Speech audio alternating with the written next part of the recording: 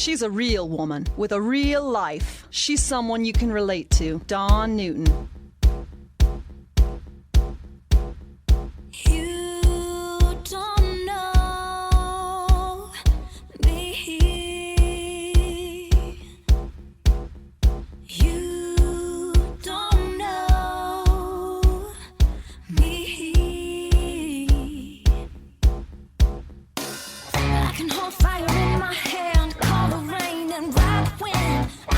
Welcome to the Dawn Newton podcast. I am your host, Dawn Newton. Every now and then, the fan in me gets in the way of the interviewer in me. Talking with Terry Crews was one of those times. The fangirl in me came out a little loud and proud in the beginning of this interview. Terry Crews made the transition from professional athlete to one of the most recognizable performers in American entertainment. He's an actor, comedian, author, former NFL player, ultimate family man, and fitness enthusiast. I would say Terry Crews is a true Renaissance man.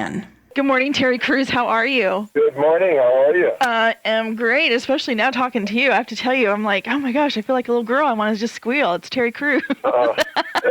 How you doing? It's great. It's hard sometimes when you need to be an interviewer, but yet you're a huge fan too. So anyway, I just got to get that out. So now I can settle down. I'm honored. Thank you so much. I'm honored. Thank you. Hey, listen, they say you're a true Renaissance man. I mean, we see you everywhere. We see you in a lot of comedic roles. You're now an author. You're a huge family man. 5 kids, 4 daughters. I think that's awesome. Yeah, man. I got the whole thing. I got the whole package. Yes, you do. What haven't you done, or what do you want to do, Terry, that you haven't done yet? You know what? I want to have a farm. I really do. I see myself. I'm not an outdoorsman, but I want a full, sustainable. I want cows, chickens. I want to be able to have herbs and vegetables all in my backyard, and I can make it.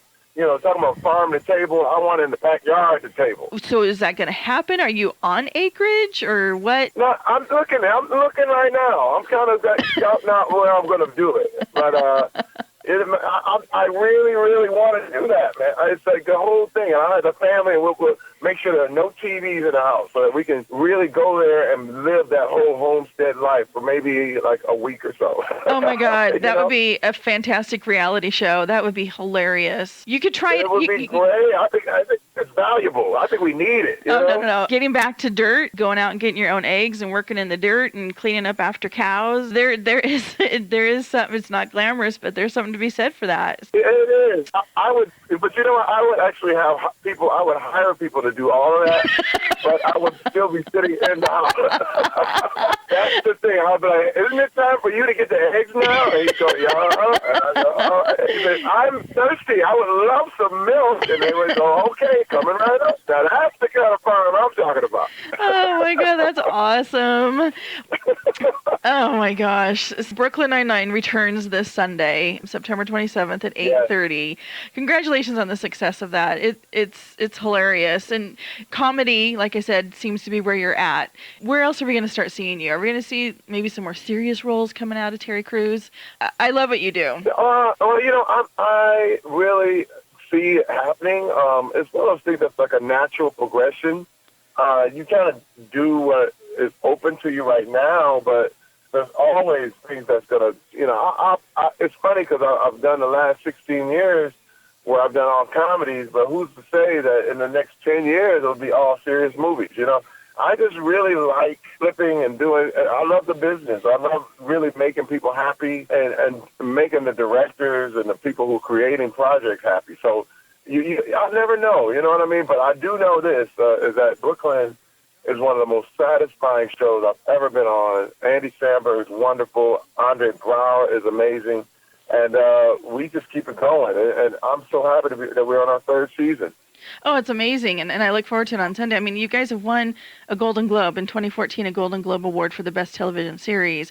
It's a testament that this is solid and that the quality is there and the humor that you guys bring. Yeah, and we're consistently nominated for Emmys and SAG Awards and all this stuff. I've never thought I would ever win an award for anything I do. I mean, because it's kind of, I like to just entertain, and a lot of times people, when they get really hoity-toity about their entertainment, and I've always kind of been lowbrow. I like it funny, and I like it, just funny now. So I'm not above doing the crazy thing to make people laugh, and a lot of times that doesn't get awards. You know what I mean? But it's funny because people are doing it, and people feel us, and it's a great place to be. It really is. So how do you balance it all, Terry? I mean, you're a family man. You've been married for 25 years, 5 kids, which I think is awesome. How do you balance all that, especially in today's world with all the media and social media and everything is so just polarized and right in your face? How do you keep your kids grounded and yourself? You know what? The big thing is I stay away from a lot of it. I only focus on the things that I'm doing. Multitasking is a myth in a lot of ways. People feel like they can do 5 things at the same time, but you just end up doing 5 things horribly. And what I've done and what I've learned is that your brain can really only do one thing at a time. So, I try to sometimes when I'm working, I'll stay off the social media and stay off I don't even watch other shows at sometimes. And then once I'm done with a project or whatever, I'll shift my focus to now social media time. Now I can focus on doing this, or I can focus on watching another show or doing other stuff. And then when it's time for family time, you got to focus on the family. And I think that's really the key to balance, is just focusing on one thing at a time, not trying to do 10 things at once. You're absolutely right, because I think we're trying to do everything at one time, and we always want to use the excuse that we're too busy to do things and to focus in, and I think that's run its course of being too busy to pay attention. Yeah, me too. When you look at right now, there's just so many distractions. Before, I heard somebody say this before. They said, before you are destroyed, you are distracted. And I thought, holy cow, that's pretty scary.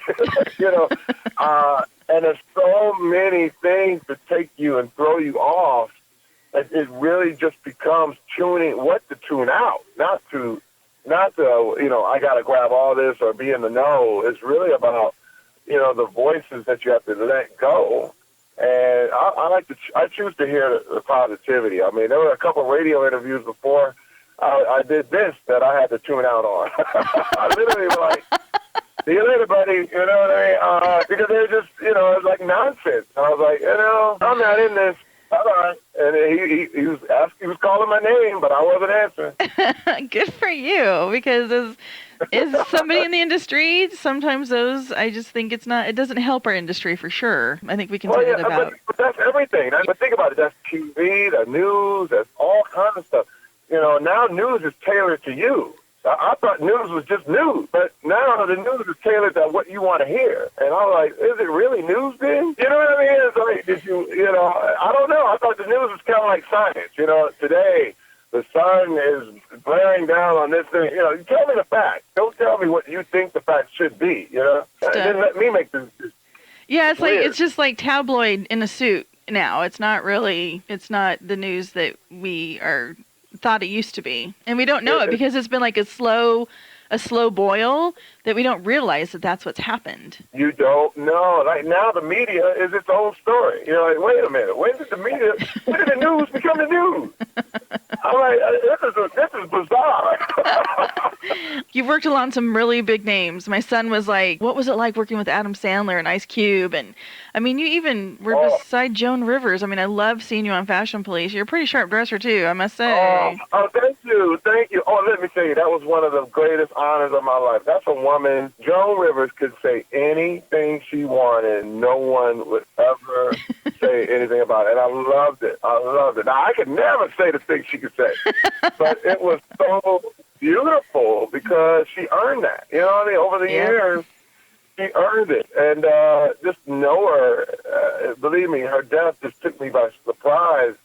But, I mean, to work with some of the people I've been working with, again, Cube and Chris Rock, Adam Sandler, Eddie Murphy, it just keeps going. It's amazing. And Andy. I always think Andy Samberg is the future of comedy. I really, really thought that. And now he hosted the Emmys and did a wonderful job. I mean, he killed it.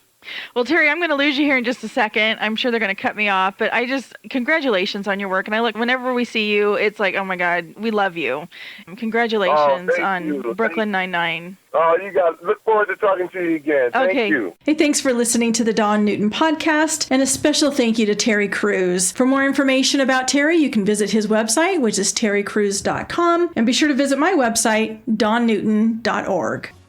The Dawn Newton podcast is written, produced, and hosted by Dawn Newton.